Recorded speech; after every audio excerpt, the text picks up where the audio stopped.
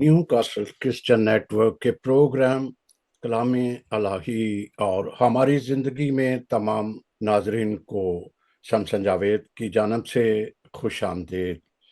नाजरीन, आज हम आपके लिए बहुत ही अहम मौजू लेकर आए हैं जो बहुत सारी महफिलों में या ऐसी वर्कशॉप में उसकी गूंज सुनी गई है कि अंजील मुक़द्दस यसु मसीह के जो इब्तदाई साल या कह लें 12 से लेकर 30 साल तक क्यों खामोश है।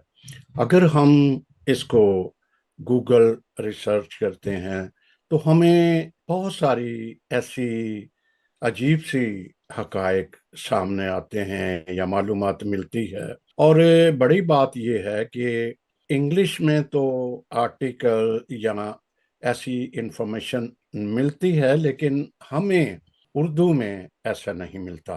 तो इस पर बात करेंगे मुख्तलिफ तरीकों से। फिर हम देखेंगे कि बाइबल मुकद्दस में क्या कुछ हमें मिलता है, किस तरीके से हम इसको बयान कर सकते हैं, और फिर तारीख के हवाले से भी। चूंकि बहुत सारे लोग इसको बड़े इजीली लेते हैं, लेकिन असल में बाइबल ले लें या कोई भी चीज़ है, उसके पस मंज़र में भी हमें जाना ज़रूर होता है। तो इस पे हम गुफ्तगू करेंगे रेवरेंड फादर यूनस फ्रांसिस, जो अक्सर हमारे साथ आते हैं। तो मुख्तसर तारफ भी कराता जाऊं ताकि नए देखने वाले जो पहली दफ़ा हमारे साथ आए हैं। तो फादर यूनस काफ़ी अरसा से इंग्लैंड में चर्च ऑफ इंग्लैंड से वाबस्ता हैं, पैरिश प्रीस्ट हैं। उन्होंने जो अलाहियात की बाकायदा तरबियत या तालीम पाकिस्तान सेमिनरी, कैथलिक सेमिनरी से हासिल की, फिर रोम से उन्होंने ख़ास स्टडी की, और वो चर्च हिस्ट्री के भी माहिर हैं। कई किताबें लिख चुके हैं, मेरे पास भी इनकी किताबें हैं जिनसे मैं इस्तेफादा भी हासिल करता हूँ। जैसे सात सलीबी कलमात में बड़ी तफसील से भी और भी कुछ लिख रहे हैं। और बड़ी एक अच्छी बात है कि ये सहाफ़ी भी हैं।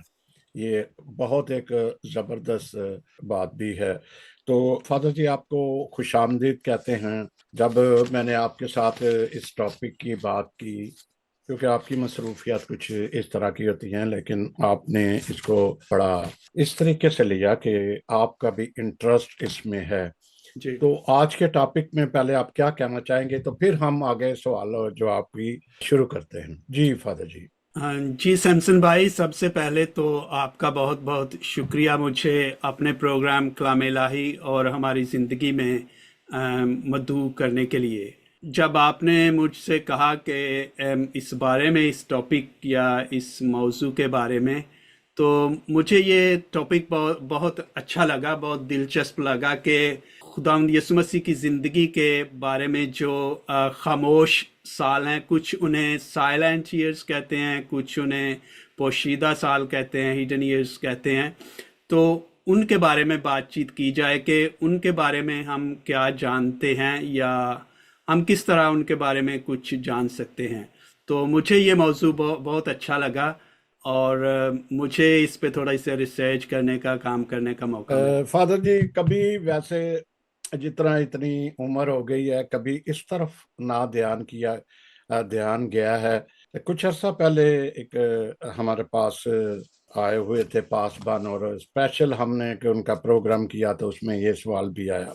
हम्म। मैं कहना ये चाहूँगा कि हम जीसस क्राइस्ट की इब्तदाई जो जिंदगी है, उसकी क्या अहमियत है, और उससे उससे हमें क्या मिलता है। कोई इशारे ऐसे मिलते हैं कि वो वाकया ही इस तरफ जाने वाले थे, अपने रसालती मिशन की तरफ।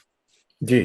जी, वो तो शुरू से ही हम कह सकते हैं कि उनमें, उनका जिंदगी में आने का मकसद ही यही था कि लोगों को खुदा की तरफ जो है वो लाया जाए, और जो रिश्ता इंसान और खुदा का गुनाह की वजह से टूट चुका था, उसको दोबारा बहाल किया जाए, या कमज़ोर हो गया था उसको दोबारा मजबूत किया जाए।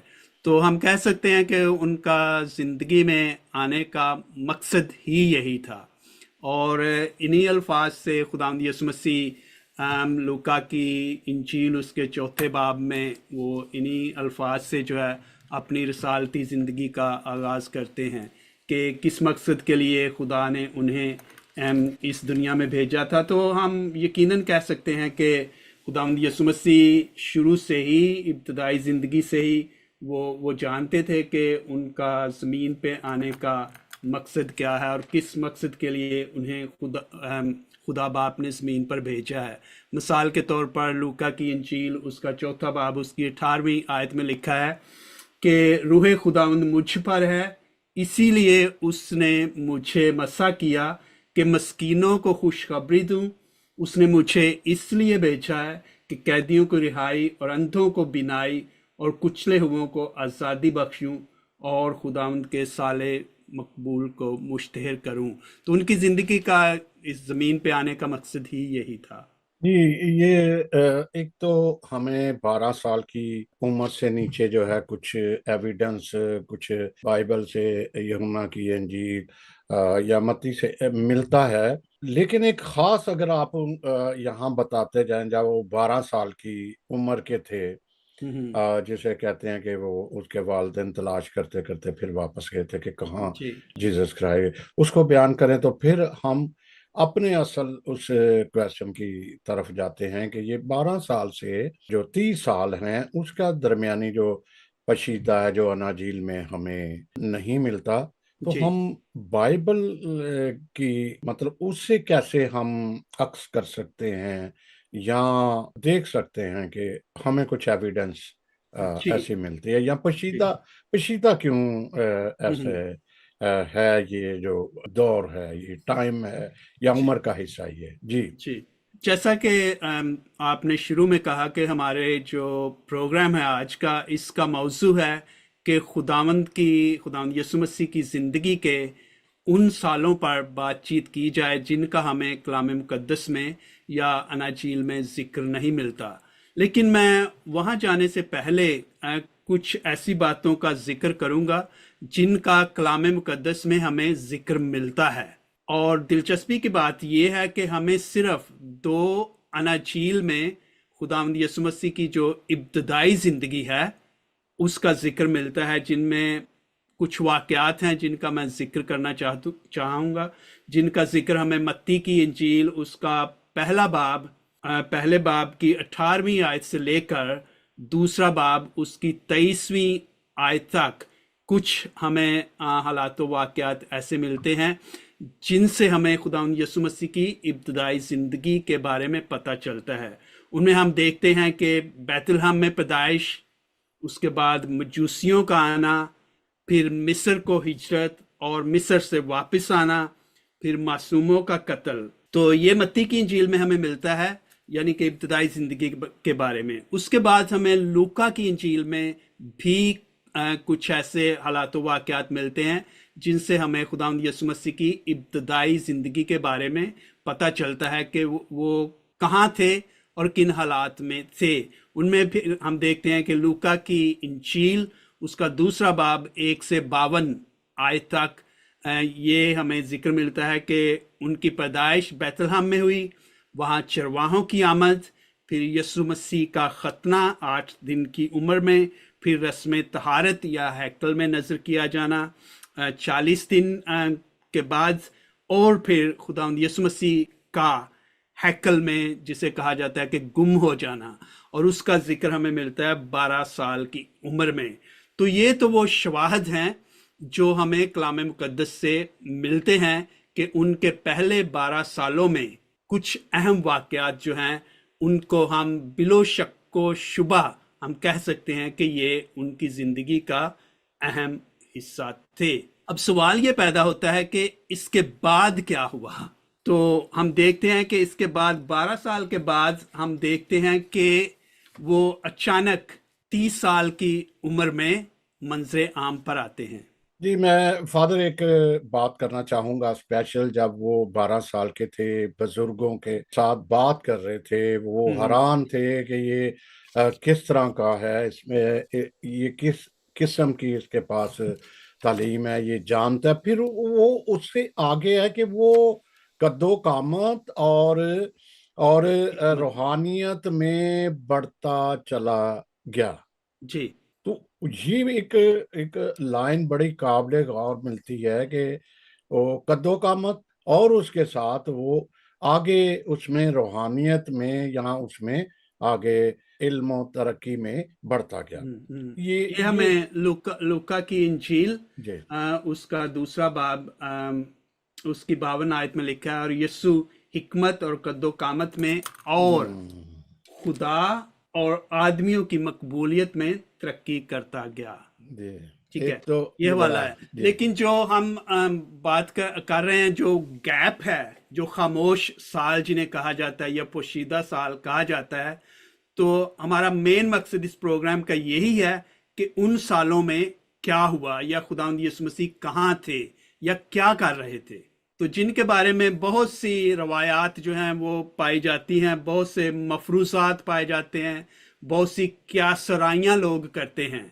तो मैंने थोड़ा सा जब वो पढ़ रहा था तो उसमें कुछ लोग कहते हैं कि शायद वो मिस्र में गए दोबारा 12 से 29 साल के, ये 18 साल का अरसा है जिसे खामोश साल कहा जाता है। 18 साल बनते हैं 12 से लेकर 30 तक। कुछ लोगों का ख्याल है कि वो मिस्र गए, कुछ लोगों का ख्याल है वो हिंदुस्तान में या इंडिया में या सब कॉन्टिनेंट में गए, और वहां से उन्होंने बुद्धिज्म से और हिंदुइज्म से हिकमत और फहम जो है वो हासिल की। इंग्लैंड कुछ की भी बात होती है। जब मैं स्टडी कर रहा था तो जी इंग्लैंड की भी बात हुई कि उनका शायद कजन था यूसुफ बर्तमाइल यूसुफ रामथी, हाँ जी, वो राम कहते हैं कि राम थी हाँ जी, राम थी तो वो उनके साथ इंग्लैंड में आए। उसके लिए कुछ हम्म लोग कहते हैं ईरान, और एक और हम्म जगह का नाम लिया जाता है सेफोरस। ये बिल्कुल मन घड़त बातें हैं, इनका तारीखी लिहाज से कोई एविडेंस हमें नहीं मिलता। अगर एक बात जहां पे हम कह सकते हैं कि शायद उसमें कुछ सच्चाई हो, तो वो है सेफोरस, एक जगह का, एक शहर का नाम है, जहां पे कुछ लोग कहते हैं कि शायद उन्होंने अपनी जिंदगी का कुछ अरसा वहां गुजारा हो। लेकिन उस शहर में जाने के लिए उनको अपना अपना शहर जो है नासरत, वो छोड़ने की जरूरत नहीं थी, क्योंकि सफोरस का शहर जो है खुदावंद यीशु मसीह के दौर में इल्म फन और हिकमत और दानाई का, यानी कि बहुत एक सेंट्रल जगह जगह थी, जहाँ पे यूनानी भी थे, यूनानी फलसफा, वहाँ पे रोमी दानिश्वर थे, और वहाँ पे यहूदी जो थे उनकी भी इबादत गाहें थी और स्कूल थे, और बाकायदा शरीयत की तालीम दी जाती थी। लेकिन ये इसलिए इसमें कुछ सच्चाई हो सकती है, गरचे बाइबल में इसका एविडेंस नहीं है, वो इसलिए कि क्योंकि ये सिर्फ 5 मील के फासले पर था, और 5 मील का फासला कोई ज्यादा दूर नहीं है कि हो सकता है खुदावंद यीशु मसीह, उसके माँ बाप भी वहाँ पे आते जाते हों, और खुदावंद यीशु मसीह भी वहाँ पे आते जाते हों, तो उन्होंने उनका वहाँ से कोई ताल्लुक हो। लेकिन तारीखी शवाहद में हमें ऐसी कोई बात नहीं मिलती। अच्छा, अब हम आते हैं कि फिर उन सालों में क्या हुआ होगा, या वो साल खुदावंद यीशु मसीह ने कहाँ गुजारे होंगे। तो ये एक बहुत अहम सवाल है, जिसको समझने के लिए हमें, या इसका जवाब देने के लिए हमें जो उस वक्त का इसराइल में या नासरत में यहूदियों में जो तर्ज जिंदगी था उसको देखना होगा कि क्या रस्म और रिवाज थे। लोग खासतौर पर 12 से 30 साल की उम्र तक क्या करते थे। एक होता ना कि कोई भी मुआशरा हो, वहां पे कुछ मुआशरती या मुआशी उसूल ज़वाबत होते हैं, रस्म और रवायात होती हैं, जिनके मुताबिक लोग जिंदगी गुजारते हैं। तो हमें उस तनाज़ुर में देखना होगा कि खुदावंद यीशु मसीह ने क्या किया होगा। इसमें भी कोई हतमी राय नहीं आई, क्योंकि ये बाइबल में नहीं, लेकिन हम इससे एक नतीजा अखज़ कर सकते हैं कि अगर मुआशरे में उस वक्त ये मजहबी और दुनियावी रस्म और रिवाज थे, तो यकीनन खुदावंद यीशु मसीह ने भी उनको फॉलो किया होगा। तो उसमें मैं थोड़ा सा वक्त जो है वो यानी कि स्पेंड करना चाहूंगा, जिसमें ये बातें गौर तलब हैं। इनमें पहली बात कि इसराइल में खुदावंद यीशु मसीह के दौर में 3 तरह के स्कूल थे। जैसे हम अपने आजकल इंग्लैंड में भी और पाकिस्तान में भी कह सकते हैं कि प्राइमरी स्कूल है, उसके बाद सेकेंडरी या मिडिल स्कूल है, या हाई स्कूल यहाँ पे, और उसके बाद कॉलेज या यूनिवर्सिटी आती है। तो उस खुदावंद यीशु मसीह के दौर में वहाँ पे 3 तरह की दरसगाहें थी जो जो उम्र के लिहाज से या उम्र पर मुश्तमिल थी। तो पहली दरसगाह जो थी उसे कहा जाता था बेथ सेफर, यानी कि इब्तदाई दरसगाह, जिसमें लड़के और लड़कियां 6 से 10 साल की उम्र तक मजहबी, रूहानी और कलाम की तालीम हासिल करते थे। इसका जो मरकजी पहलू था इस तालीम का वो क्या था कि शरीयत, तोरा या शरीयत या बाइबल की जो पहली 5 किताबें हैं उनको ज़बानी याद करना, उनका रट्टा लगाना, उनको हिफ्ज करना, ये लाजिम था। पहले 5 या 6 साल से लेकर 10 साल तक ये तालीम हर लड़के और लड़की पर लाजिम थी। तो इससे हम अखज़ कर सकते हैं कि खुदावंद यीशु मसीह ने भी ये किया होगा, अगरचे उन्हें ज़रूरत नहीं थी इलाही होते हुए, खुदा होते हुए, लेकिन एक इंसानी तर्ज का जो माहौल था उसको या शराइत जो थी उनको पूरा करने के लिए हो सकता है उन्होंने भी ये किया हो। 6 से 10 साल तक या 11 साल तक। इसके बाद क्या होता था, लड़के जो थे, हम जिक्र कर रहे हैं 10 से 12 साल के, अब अगली जो स्टेज है उसमें लड़कियों की तालीम जो है वो वहां पे रुक जाती थी। वो अपने घर में अपने जो था घरेलू खानदानी जिंदगी की चीजें थी, घरेलू कामकाज की चीजें थी, वो सीखती थी अपनी माँ से खास तौर पर या अपने वालदैन से। लड़के जो थे उनके पास ये ऑप्शन था दूसरी स्टेज पे जाने के लिए।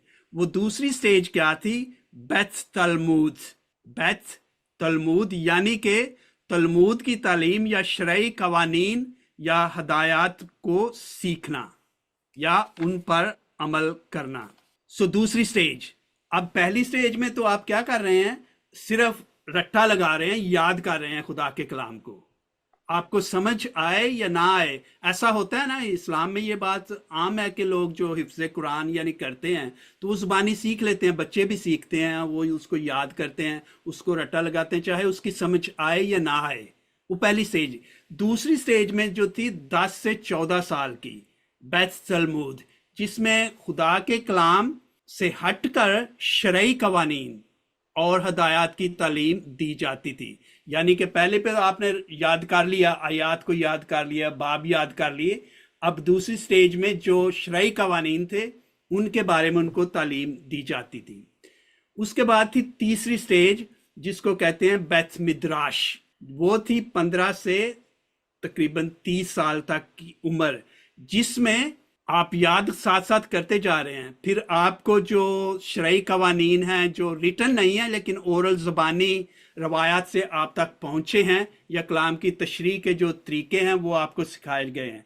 तीसरी ये थी कि आपको सवाल जवाब का जो तरीका है वो सिखाया जाता है, और जिसमें आपने शुरू में जिक्र किया कि जब खुदावंद यीशु मसीह हैकल में हैं और बुजुर्गों के साथ बातचीत कर रहे हैं तो उसमें एक बात बड़ी गौर तलब है। उसमें वो क्या कर रहे हैं, उसमें लिखा है मुकद्दस लूका की इंजील उसका 2 बाब और उसकी 46वीं 47वीं आयत में यूं लिखा है, और उन्होंने 3 रोज के बाद उसे हैकल में उस्तादों के दरमियान उनकी सुनते और उनसे सवाल करते पाया।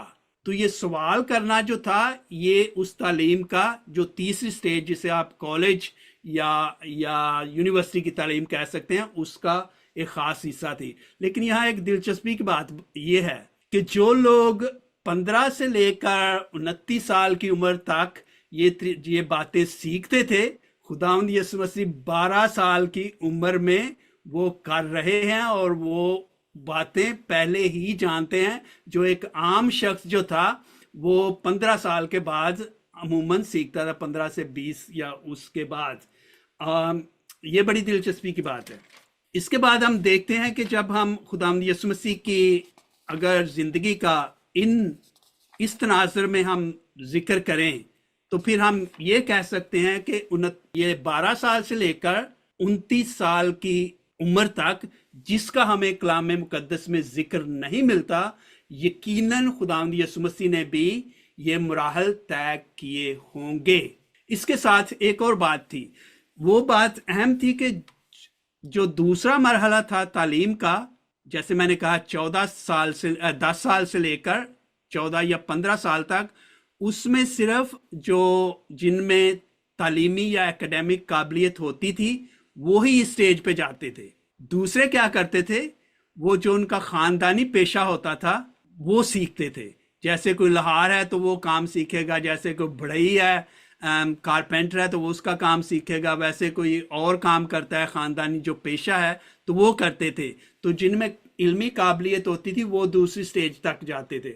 उसके बाद जो तीसरी स्टेज थी उसमें जिसका जिक्र हमें 15 से आगे के सालों में मिलता है, इसमें वो लोग जाते थे जो कलाम मुकद्दस पर, मैं अबूर तो नहीं कह सकता कि अबूर तो हमें कभी भी हासिल नहीं होगा, लेकिन जिनको काफ़ी हद तक खुदा के कलाम की सूझबूझ या तफसीर व तशरीह पर कुछ यानी कि वो उस पर वो ज़्यादा अबूर हासिल कर सकते थे, वो फिर तीसरी स्टेज में जाते थे। तो हम कह सकते हैं कि खुदावंद यीशु मसीह ने यकीनन इन 30 सालों में या जो 18 साल का अरसा है ये मराहल तय किए होंगे। ये क्या सराई है, लेकिन ये इसमें हकीकी अमल भी हो सकता है, क्योंकि ये वहाँ का राइज जो है वो दस्तूर था उस वक्त तालीम के लिहाज से। लेकिन इसमें आगे चलकर हम देखेंगे कि इसमें काफ़ी हद तक हकीकत भी पाई जा सकती है।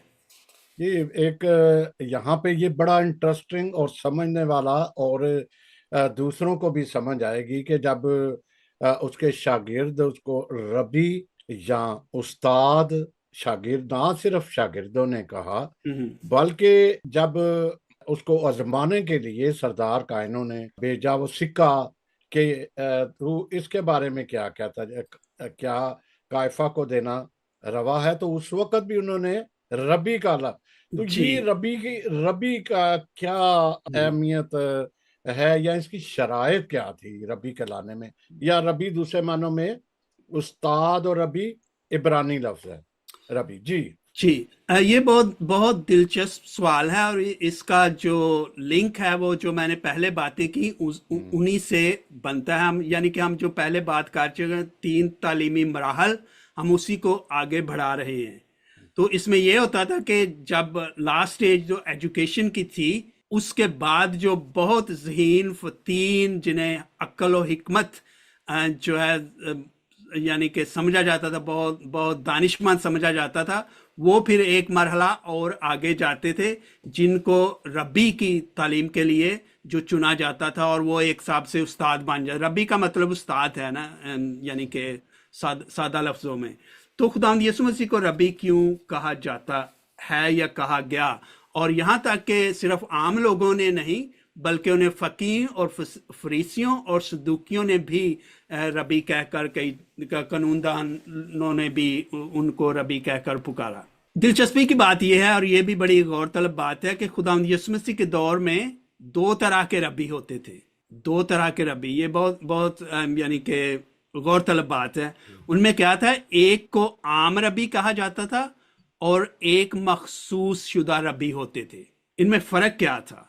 आम रबी जो थे वो अपनी तालीम मुकम्मल करने के बाद उनको बाकायदा इख्तियार के साथ उनको कबूल किया जाता था एक उस्ताद के तौर पर। रबी दूसरे लफ्ज़ों में उस्ताद भी होता था, लेकिन पहली तरह के जो आम रबी थे उनका काम सिर्फ मदरसे में, या जो तीन जो मदरसे थे जिनका मैंने जिक्र किया, उनमें तालीम देना होता था। लेकिन उनकी तालीम का जो दायरा था वो बहुत महदूद था। वो किस तरह कि वो सिर्फ ये लोगों को बता सकते थे कि कलाम में या शरीयत में या तोरा में ये लिखा है और तुम्हें ये करना चाहिए, या उसके अलावा ये कह सकते थे कि इसकी तशरीह यूं की गई है, यानी कि किसी को सिर्फ कोट कर सकते थे, अपनी तरफ से कोई तशरीह नहीं कर सकते थे। ये बड़ी अहम बात है।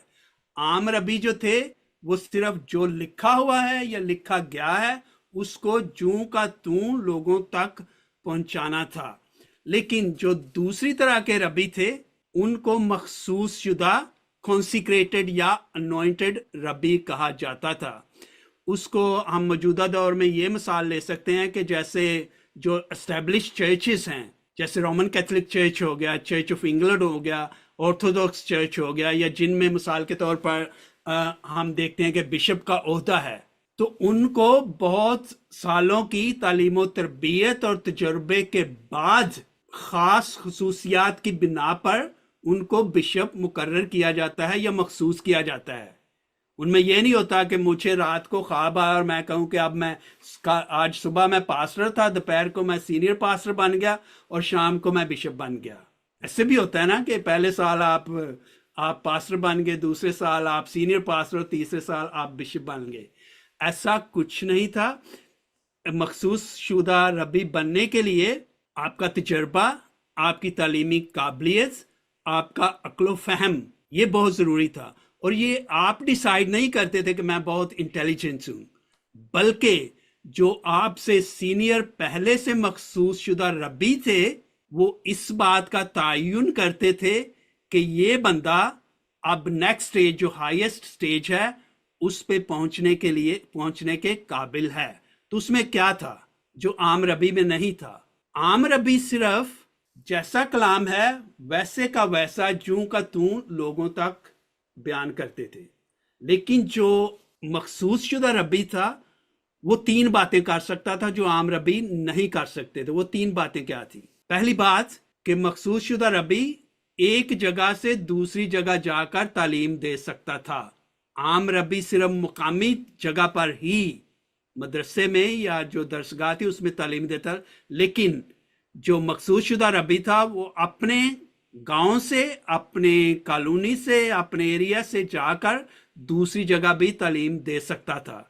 दूसरी बात, वो शागिर्द बना सकता था दूसरों को, जो आम रबी नहीं कर सकते थे।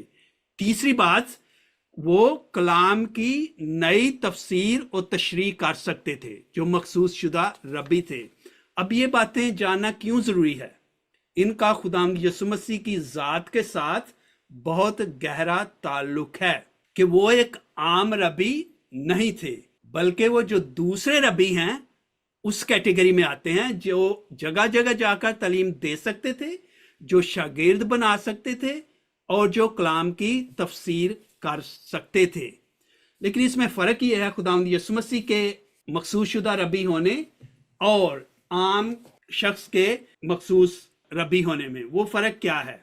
वो फ़र्क ये है कि इंसानी तौर पर जो यहूदियों में रबी होता था, जो मखसूस शुदा भी होता था, उसकी तखसीस या उसकी मखसूसियत इंसान करते थे। खुदावंद यीशु मसीह की मखसूसियत किसी इंसान ने नहीं की, बल्कि वो पैदाइशी तौर पर मखसूस शुदा थे। गो के वो सेकंड दर्जे की जो रबी हैं उसमें आते हैं, लेकिन उनकी मखसूसियत खुदा की तरफ से थी। अब इसकी मैं आपको एक मिसाल देता हूं, जो मैंने पहले बात की कि जो दूसरे दर्जे के रबी हैं वो क्या कर सकते थे? जगह जगह जाकर तालीम देते थे। खुदावंद यीशु मसीह ने ये किया। दूसरी बात क्या है कि वो शागिर्द बना सकते थे। उन्होंने दूसरी जगहों पे जाके लोगों को शागिर्द बनाया। तीसरी बात क्या है कि वो कलाम की अपने तौर पर तफसीर और तशरीह कर सकते थे। तो उसकी मिसालें मैं आपको कलाम मुकद्दस से देता हूं कि किस तरह खुदावंद यीशु मसीह ने ये की, जो दूसरी कैटेगरी है। अब देखें मत्ती की इंजील, उसका 5वां बाब, उसकी 27वीं आयत। जो मखसूस शुदा रबी थे वो यूं कलाम करते थे, और जो खुदावंद यीशु मसीह ने भी वैसे किया। तुम सुन चुके हो कि कहा गया था। अब आम रबी जो है वो कहेगा तुम सुन चुके हो कि कहा गया था, और बस उसकी बात वहीं पर खत्म हो गई थी। ये कहा गया था, आप ये करो। मखसूस शुदा रबी क्या कहता है? तुम सुन चुके हो कहा गया था, लेकिन मैं तुमसे ये कहता हूं। कहा गया था, मैं तुमसे ये कहता हूं। वो जो पहले से तशरीह हो चुकी थी उस पे नहीं, बल्कि कलाम की एक नई तशरीह कर रहे हैं। इसके बाद हम देखते हैं कि 31वीं आयत मत्ती उसका 5वां 31वीं आयत, उसमें भी लिखा है, यहाँ पे ये भी कहा गया जो कोई अपनी बीवी को छोड़े उसे तलाकनामा लिख दे। पर मैं तुमसे कहता हूं بھول جاؤ پہلے کیا کہا گیا تھا، میں تم سے کہتا ہوں. یہ ہے مخصوص شدہ ربی جو خدا کی طرف. پھر آگے 33ویں آیت میں ہے، پھر تم سن چکے ہو کہ اگلوں سے کہا گیا تھا کہ تو جھوٹی قسم نہ کھا، لیکن میں تم سے کہتا ہوں. پھر آگے 38ویں آیت، تم سن چکے ہو کہا گیا تھا کہ آنکھ کے بدلے آنکھ اور دانت کے بدلے دانت، مگر میں تم سے کہتا ہوں. ٹھیک ہے. اس کے بعد پھر 43ویں آیت، تم سن چکے ہو کہا گیا تھا اپنے ہمسائے کو پیار کر، لیکن میں تم سے کہتا ہوں. ایک اور بات، جو مخصوص شدہ ربی تھے ان کو نئے قانون یا نیا حکم دینے کا بھی اختیار تھا. اور جیسے خدا یسوع مسیح کہتے ہیں کہ میں تمہیں ایک نیا حکم دیتا ہوں کہ تم ایک دوسرے سے پیار کرو. تو یہ تھا مخصوص شدہ ربی جو ہے. اب اسے ایک اور بات واضح ہوتی ہے کہ جب لوگ خداوند یسوع مسیح کو استاد اور ربی کہہ کر پکارتے ہیں تو اس کا مطلب ہے کہ لوگ ان کو جانتے تھے. اب اگر انہوں نے اپنی زندگی کے 18، جیسے لوگ کہتے ہیں کہ 18 سال جو کچھ روایات ہیں، مفروضات ہیں، کیا سرائیاں ہیں کہ انہوں نے اپنی زندگی کے 18 سال جو ہے مختلف جگہوں پہ گزارے، تو اگر انہوں نے گزارے ہوتے تو لوگ کیسے ان کو جانتے؟ اور وہ یہ خدا کا کلام سارا کچھ، یہ روایات، یہ طریقہ کار. پھر جب خداوند یسوع مسیح حکمت اور دانش کی بات کرتے ہیں، آپ نے پہلے ان کا ذکر کیا کہ لوگ کہتے ہیں کیا یہ بڑھئی کا بیٹا نہیں، کیا یہ بڑھئی نہیں، کیا ہم اس کو جانتے نہیں؟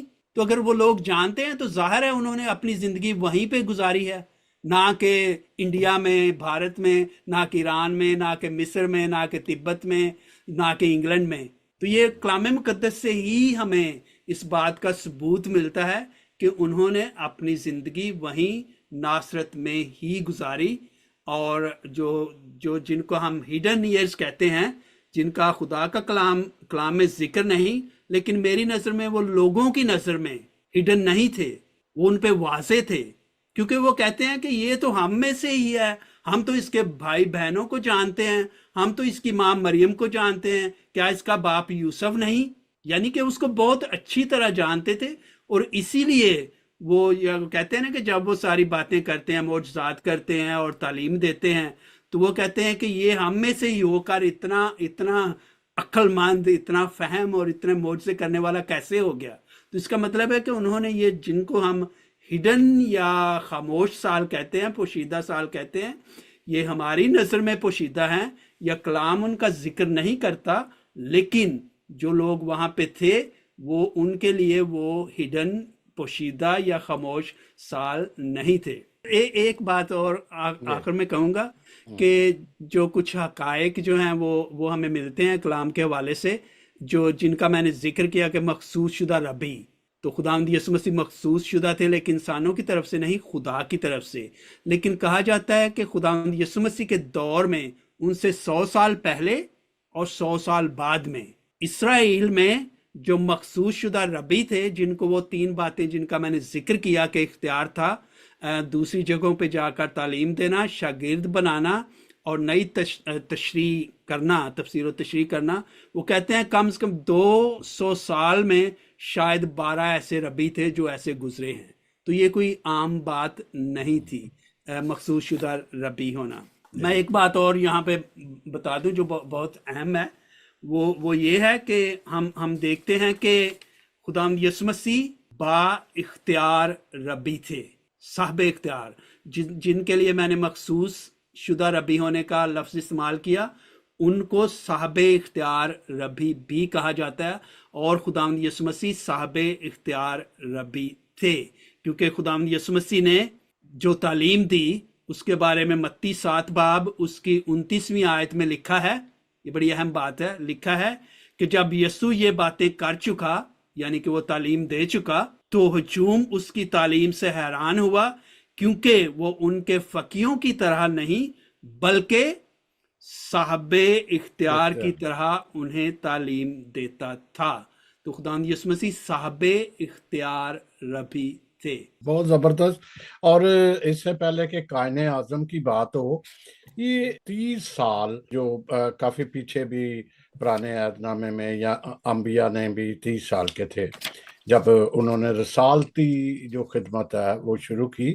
تو یہاں 30 کا ہندسے کی کیا اہمیت ہے یا کیوں 30 سال کا ہی وہ رسالتی مشن کہہ لیں یا اس طرح اپنے آگے جاتے تھے، لوگوں تک میسج پہنچاتے تھے؟ جی 30 سال کا عرصہ جو ہے اس کا ذکر ہمیں کلام مقدس میں کئی جگہوں پر ملتا ہے۔ 30 سال جو تھا یہودی شریعت کے مطابق یا یہودی روایت کے مطابق یہ بڑی اہم عمر جو ہے وہ خیال کی جاتی تھی۔ جیسے ہمارے بھی یہاں پہ قوانین ہیں، ہر ملک میں ہیں، جیسے آپ اگر ڈرائیونگ کا ٹیسٹ پاس کرنا ہے تو آپ سرٹن ایج میں ہی کر سکتے ہیں۔ اگر 18 سال کی عمر میں، یعنی کہ اس سے پہلے آپ ڈرائیونگ نہیں کر سکتے، سیکھ تو سکتے ہیں لیکن ڈرائیو نہیں کر سکتے۔ اب ووٹ کا حق جو ہے وہ 18 سال کی عمر تک ہے۔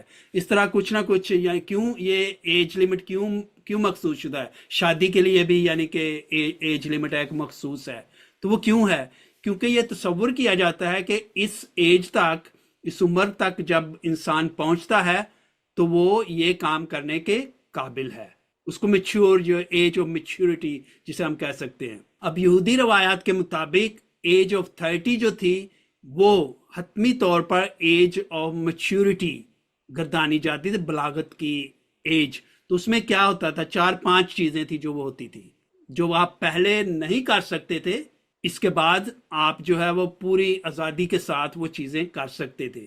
ایک تو احساس ذمہ داری، آپ کو ذمہ دار انسان سمجھا جاتا تھا کہ آپ 30 سال کے ہو گئے، آپ اپنی ذمہ داری جو ہے مکمل طور پر آپ ذمہ داری لے سکتے ہیں۔ دوسری بات، رول آف لیڈرشپ، آپ قائدانہ عہدے جو ہیں ان پر فائز ہو سکتے تھے 30 سال کی عمر میں۔ تیسری بات جس کا ذکر ہمیں عدد یا گنتی کی کتاب میں ملتا ہے، بک آف نمبرز میں، کہ کہنانہ ذمہ داریوں کا آغاز 30 سال کی عمر میں ہوتا تھا، یعنی کہ مذہبی طور پر قائدانہ صلاحیت کا میں نے ذکر کیا۔ اس کے بعد آپ پبلک پریچنگ جو ہے یا پبلک ٹیچنگ جو ہے وہ کر سکتے تھے۔ پبلک، جیسے ہم دیکھتے ہیں کہ وہ لوکا کی انجیل میں لکھا ہے، اور بڑی دلچسپی کی بات یہ ہے کہ لوکا ہی 12 سال کا ذکر کرتا ہے آخری دفعہ ایج کے لحاظ سے خداوند یسوع مسیح کی، اور اس کے بعد لوکا ہی 30 سال کا ذکر کرتا ہے۔ کسی اور انجیل میں ہمیں یہ 12 اور 30 کا ذکر نہیں ملتا کہ خداوند یسوع مسیح نے 30 سال کی عمر میں جو ہے وہ اپنی جو پبلک ہم کہہ سکتے ہیں کہ زندگی جو ہے، رسالت کی زندگی جو ہے، اس کا آغاز کیا۔ تو یہ دونوں ان سے 12 اور 30 ہمیں ملتے ہیں۔ تو جیسے میں کہہ رہا تھا کہ پبلک پریچنگ کا آغاز، اور خداوند یسوع مسیح نے 30 سال کی عمر میں ہی اپنی رسالتی زندگی کا آغاز کیا۔ اس کے بعد ایک اور بات اہم تھی کہ 30 سال کی عمر میں ہی یا 30 سال کے بعد ہی آپ شاگرد بنا سکتے تھے، یعنی کہ you could make disciples other people. تو 30 کا حصہ جو ہے اس لحاظ سے بھی، اور ہم کہہ سکتے ہیں کہ خداوند یسوع مسیح کو یہ سب کرنے کی ضرورت نہیں تھی، لیکن انہوں نے ایک انسانی، مکمل انسان رہتے ہوئے جو معاشرے کی اقدار تھیں ان کے مطابق جو ہے سٹیپ بائی سٹیپ یہ چیزیں کیں، اور اس لیے شاید لوگوں کو آسان بھی ہو گیا، کیونکہ ان کے لیے تو یہ ایک عام سے شاید ہمیں کچھ عجیب لگے، لیکن جب اگر 30 سال سے اٹھ کے جو ہے پہلے جو ہے کوئی کام کرتا تو لوگ جو ہیں وہ اس کو قبول نہیں کرتے۔ یعنی کہ ہم یہاں پہ بھی کہتے ہیں نا کہ یہ اگر جو کچھ لوگ جو ہیں وہ اپنی ایز اے ینگ پریچرز یا پاسٹرز ہیں، تو ہم کہتے ہیں کہ یہ تو ابھی پرائمری اسکول میں، ابھی میڈل میں، اس نے تو ابھی 10ویں بھی نہیں کی تو وہ یہ باتیں کر رہا ہے، یہ کام کر رہا ہے۔ تو پھر وہ لوگوں کے لیے اس میں یہ نہیں کہ وہ اچھا کام نہیں کر رہے، لیکن وہ ہمارے ذہن میں ایک سوال آتا ہے کہ یہ وقت سے پہلے آپ کچھ کر رہے ہیں۔ تو اسی لیے خداوند یسوع مسیح نے وہ جو معاشرتی طور پر جو رسم و رواج تھے ان کو مد نظر رکھتے ہوئے یہ باتیں جو ہیں وہ کی۔ جی نائس نائس۔ تو اب وہ آگے چلتے ہیں کاہن اعظم کی طرف۔ جی جی، کہ وہ کاہن اعظم بھی کہلائے، تو اس کے بارے میں کیسے آپ اس کی وضاحت کریں گے؟ انگریزی میں ہم کہتے ہیں کہ خداوند یسوع مسیح had a three-fold ministry، یعنی کہ 3 پہلو ہیں ان کی زندگی کے یا ان کے رسالتی جو کام تھے۔ ان میں بادشاہت، he was a king, he was a prophet and he was a rabbi as a teacher and he was کاہن۔ تو اس میں بھی 30 سال کا جو ہے اس میں ہوتا ہے خداوند یسوع مسیح ایک کاہن کے طور پر بھی منظر عام پر آتے ہیں، لیکن خداوند یسوع مسیح کی کہانت جو ہے اس میں اور اس وقت کی جو رائج کہانت تھی बहुत फर्क है। वो ये था कि काहन होने के लिए लावी के कबीले से होना लाजिम था, लेकिन यस्सु की कहानत जो है वो उससे मुख्तलिफ है। ना तो उनका ताल्लुक लावी के घराने से है, उनका ताल्लुक दाऊद के घराने से था, ना कि लावी के घराने से। तो उस लिहाज से कहानत जो आम राइज कहानत थी उससे हटकर है।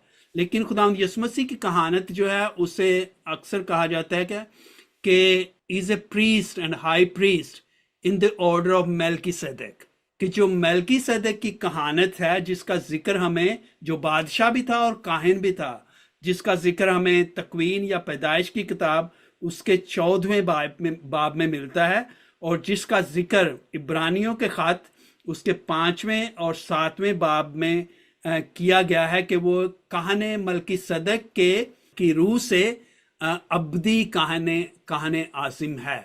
तो खुदावंद यीशु मसीह की जो कहानत है वो लावी के कबीले की कहानत की तरह नहीं है, बल्कि मल्कीसेदेक की कहानत की मानद है, जो कि दायमी और अब्दी है।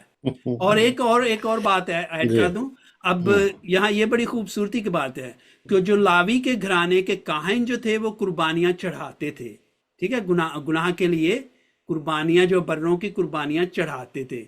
लेकिन फर्क खुदावंद यीशु मसीह की कहानत में फर्क ये है कि वो खुद कुर्बान हो गए। उन्होंने कुर्बानी चढ़ाई नहीं दूसरे कहानों की तरह, बल्कि खुदावंद यीशु मसीह खुदा का बर्रा होते हुए अपने आप को खुद उन्होंने कुर्बान कर दिया। तो ये भी एक बड़ा अहम फर्क है जो लावी की कहानत जो है, ये उस दौर के जो कहानी आज़म थे और खुदावंद यीशु मसीह की कहानत या उनके कहानी आज़म होने में। जी, वो हम अपने इख्तिताम की तरफ भी बढ़ रहे हैं। तो ये है कि मकस्सा मरियम और हज़रत यूसुफ के साथ घरेलू जिंदगी जो उन्होंने गुजारी, उसका इंसानी जो एक तजर्बा और खिदमत की कैसे शक्ल दी गई, या किस तरीके से उन्होंने अपने वालिदैन के भी ये फ़राइज़ इंजाम दिए। जी जी, अगरचे हमें कस्सा मरियम का जिक्र तो हमें काफ़ी दफ़ा मिलता है, यानी कि शुरू से लेकर वो खुदावंद यीशु मसीह के साथ साथ जो रसालती काम थे उनमें भी वो शामिल थी दूसरी औरतों के साथ। और इसके बाद हम देखते हैं कि सलीब के नीचे भी वो खड़ी हैं। इसके बाद हम देखते हैं कि उसके बाद वो रसूलों के माल में जिक्र है कि जब शागिर्द जो है वो कमरे में बंद हैं तो मुकस्सा मरियम भी उनके साथ दुआ में मशगूल हैं। तो वो पूरे खुदावंद यीशु मसीह की पूरी ज़िंदगी के ज़मीनी ज़िंदगी के सफ़र में, बल्कि उनकी मौत और जी उठने के बाद भी वो यानी कि अहम हिस्सा थी। तो ज़ाहिर है उन्होंने इंसानी लिहाज से खुदावंद यीशु मसीह की तालीम और तरबियत जो है वो जो मुरवजा कवानीन थे, रवायत थी, उनकी रूह से की होगी। मुकद्दस यूसुफ का जिक्र हमें इतना नहीं मिलता। मत्ती की इंजील में हमें काफ़ी मिलता है कि जब खुदावंद यीशु मसीह की पैदाइश से कबल जब मुकद्दसा मरियम हामला हैं तो वो फरिश्ता जो है यूसुफ के पास जाता है और उन्हें पैगाम देता है। और उसके बाद जब मिस्र को जाते हैं उस वक्त भी, जब मिस्र से वापस आते हैं तो उस वक्त भी, और उसके बाद 12 साल के जब होते हैं हैकल में होते हैं तो उस वक्त भी मुकद्दस यूसुफ उनके साथ थे। उसके बाद हमें उनका जिक्र नहीं मिलता। ये सारे जो हम इस तरह इतनी रिसर्च या इतनी तहकीकात जो आपने की, इसका 12 से 30 साल का जब हम ढूंढते हैं, हम सवाल अब किए जा रहे हैं, मुझसे भी यही पूछा, इसका हमारे ईमानी और रूहानी जिंदगी से या इसका क्या पहलू क्या निकलता है? कोई है ऐसा कि इससे हमें कुछ मेरी नज़र में इसका जवाब यूं हो सकता है कि पहली बात ये कि अगर इन सालों के बारे में जानना या ना जानना, इससे हमारी ईमानी और रूहानी जिंदगी पर कोई फर्क नहीं पड़ता। इससे अगर हम जानते हैं या हमें कुछ कंक्रीट मुस्तनिद हवाला जात या कलाम की रूह से हमें मिलते हैं, सिर्फ क्यासर आइयाँ और मन घड़त बातें नहीं जिनका कुछ लोग जिक्र करते हैं, तो उनसे हमारे इल्म में इजाफा हो सकता है, लेकिन हमारी निजात पर या ईमान पर उसका कोई फ़र्क नहीं पड़ता। क्योंकि कुछ बातें होती हैं कि जो इल्मी तौर पर आप सब कुछ जानते हैं, लेकिन ज़रूरी नहीं कि आपका इल्म आपको बचाएगा। हमें हमारी निजात जो है हमारे इल्म पर नहीं कि हम कितना जानते हैं, بلکہ ہماری نجات ہمارے ایمان پر ہے کہ خداوند یسوع مسیح کو ہم مسیحا قبول کرتے ہیں، اپنا نجات دہندہ قبول کرتے ہیں، تو ان کو جاننے یا نہ جاننے، ان پوشیدہ یا خاموش سالوں کو، ہمارے ایمان اور ہماری نجات پر کوئی فرق نہیں پڑتا، بلکہ اگر ہم جانتے ہیں تو ہمارے علم میں اضافہ ہو سکتا ہے۔ دوسری بات جو اہم ہے وہ میں یہ کہوں گا کہ چاروں اناجیل جو مقدس متی، مقدس مرکز، مقدس لوکا اور مقدس یوحنا نے لکھی، اگر وہ یہ ضروری سمجھتے، اگر وہ اہم سمجھتے کہ ان کا جاننا ہمارے لیے ضروری ہے، تو وہ ضرور ان کا ذکر کرتے، اور یہ نہیں کہ ان کو یہ معلومات مل نہیں سکتی تھی۔ ان کے پاس سب سے بہترین ذریعہ، یہ سارے 12 سے لے کر جن کو ہم ہیڈن ایئرز کہہ رہے ہیں 29 سال تک جاننے کا سب سے بہترین طریقہ یا ذریعہ خداوند یسوع مسیح کی ماں جو ان کے ساتھ تھی۔ یہ تو کلام بھی کہتا ہے نا، جیسے میں نے پہلے ذکر کیا کہ پیدائش سے لے کر خداوند یسوع مسیح کی موت تک صلیب کے نیچے وہ کھڑی تھی، اس کے بعد جی اٹھنے کے بعد تک وہ تھی۔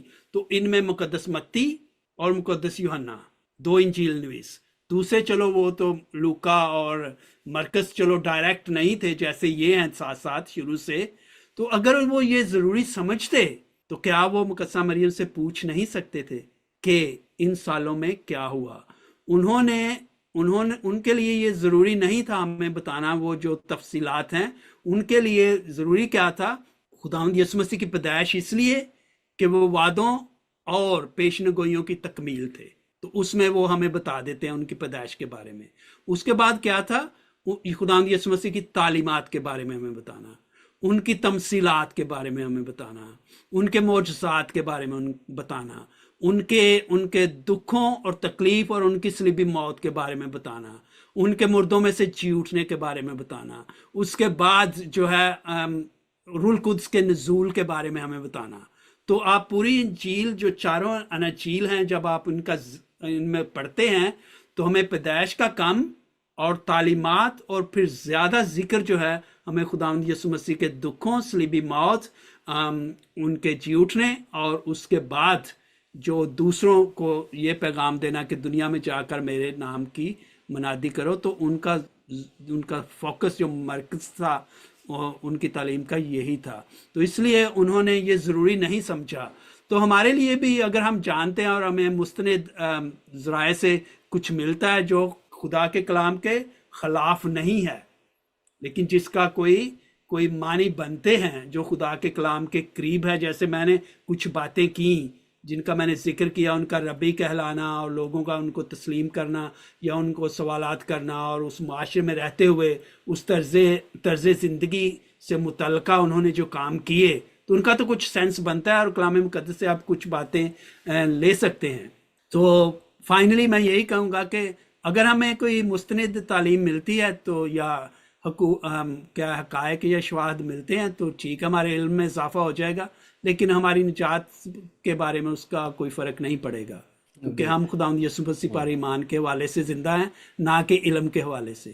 جی جی، اور فادر آپ بھی جانتے ہو جیسے جیسے ماڈرنزم آ رہا ہے، جیسے جیسے یہ ایک جبیلا یا ریسرچ کا بھی ہے، جس کا بھی میں کیا ذکر کروں، تو بہت سے سوال کئی دفعہ اٹھ کھڑے ہوتے ہیں کہ یہ کیسے ہے، یہ کیسے نہیں ہے۔ بہت سارے ہماری کمیونٹی میں ایسے لوگ ہیں جو ہر چیز کا کہتے ہیں جی آپ اس کو بائبل مقدس سے دیں، اس کو ریسرچ نہیں کرنا۔ جب ہم ریسرچ کرتے ہیں تو ظاہر ہے کہ ہم اس جواب کے بھی جس پر ہم ایمان لاتے ہیں ان کے اس قابل ہو جاتے ہیں کہ ہم کسی کے جواب کسی کو دے سکے۔ تو ہمارا آخری یہی ہوتا ہے کہ ہم میسیج جو ہیں وہ دیتے ہیں کہ یہ کلام الہی کس طریقے سے ہماری زندگی کو متاثر کرتا ہے۔ جس طرح ہم کہتے ہیں کہ بائبل مقدس پڑھنے اور سننے والے کی زندگی بالکل تبدیل ہو جاتی ہے۔ جی بالکل جی، تو آپ کیا میسج کیا دینا چاہیں گے؟ میسج یہی دینا چاہوں گا اینڈ میں کہ جو ہمارے موضوع، جو ہمارا آج کا عنوان ہے، اس کی مناسبت سے کہ خداوند یسوع مسیح کی زندگی کے بارے میں ہم جو جانتے ہیں ہمارے لیے کافی ہے، بجائے کہ جو من گھڑت. مجھے بھی یہ کسی نے، ہمارے جاننے والے ہیں، کسی نے کچھ دن پہلے سوال کیا تھا کہ مجھے کہہ رہے تھے کہ بھائی ہمارے عزیز ہی ہیں، تو کہتے تھے بھائی یونس یہ میں نے سنا ہے، اور کوئی کہہ رہا تھا کہ خداوند یسوع مسیح مری میں بھی گئے تھے اور تبت میں بھی گئے تھے، اور یہ وہ ان کے بارے میں آپ کا کیا خیال ہے؟ تو اس طرح کی من گھڑت باتیں جو ہے، مقدسہ مریم کے بارے میں بھی یہ کہا جاتا ہے. کچھ لوگ تو کہتے ہیں مری کا نام ہی اس وجہ سے مری پڑا ہے کیونکہ ان کی جو ہے وہ مقدسہ مریم سے منسلک ہے کچھ. تو اس طرح کی من گھڑت باتیں صرف خداوند یسوع مسیح کے ان سالوں کے بارے میں ہی نہیں، بلکہ اور بہت سی لوگ کیا سرائیاں کرتے ہیں. تو میری نظر میں ان سے گریز کرنا چاہیے. جو بات خلاف کلام ہے اور جن کا کلام سے کوئی تعلق نہیں یا ان کے شواہد نہیں ملتے، تو ان باتوں پر یقین نہیں کرنا چاہیے، بلکہ ہمیں خود اگر کوئی سوال ہے ایسا تو کلام کو پڑھنا چاہیے اور اس میں دیکھنا چاہیے کہ کلام کی روح سے کیا بات مناسب لگتی ہے اور کیا نہیں. تو اس طرح کی جو بدعتیں عام ہوتی جاتی ہیں اور روزمرہ زندگی میں عام ہو رہی ہیں، تو ہمیں ان پر سن کے ان کو جوں کا توں مان نہیں لینا چاہیے، بلکہ دیکھنا چاہیے کہ کیا ہمارے ایمان سے ان کا کوئی تعلق ہے یا نہیں. صرف ان کو سن کے انہیں مان لینا میرے لیے یہ کوئی دانائی کی بات نہیں ہے. جی بہت شکریہ، آپ نے وقت دیا.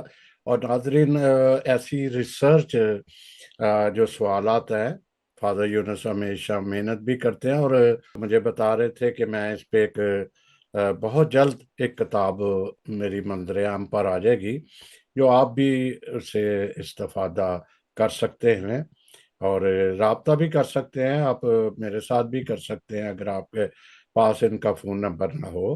تو ہم ایسے ٹاپک لے کے اکثر آتے ہیں، لیکن میں اپنے دوستوں سب سے کہتا ہوں کہ نالج کسی یا جنت کی یا اس کی بادشاہی میں جانے کے لیے کوئی کنجی نہیں ہے.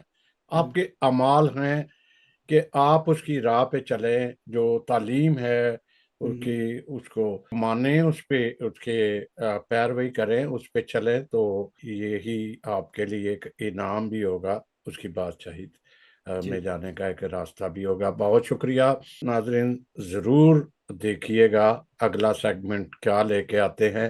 لیکن ہماری کوشش ہوتی ہے کہ ایسی ٹاپک لگائیں جو ہماری زندگی کے ساتھ جڑے ہوئے ہیں، جس کے ذریعے ہم دنیاوی، روحانی یا دوسرے جو مذاہب ہیں ان کے ساتھ بھی ہمیں کوئی شرمندگی نہ ہو، ہم ایسے لاتے ہیں. بہت شکریہ فادر یونس صاحب کا. تو خدا آپ کا سب کا حامی و ناصر ہو. تھینک یو، آمین آمین بہت آمین. شکریہ.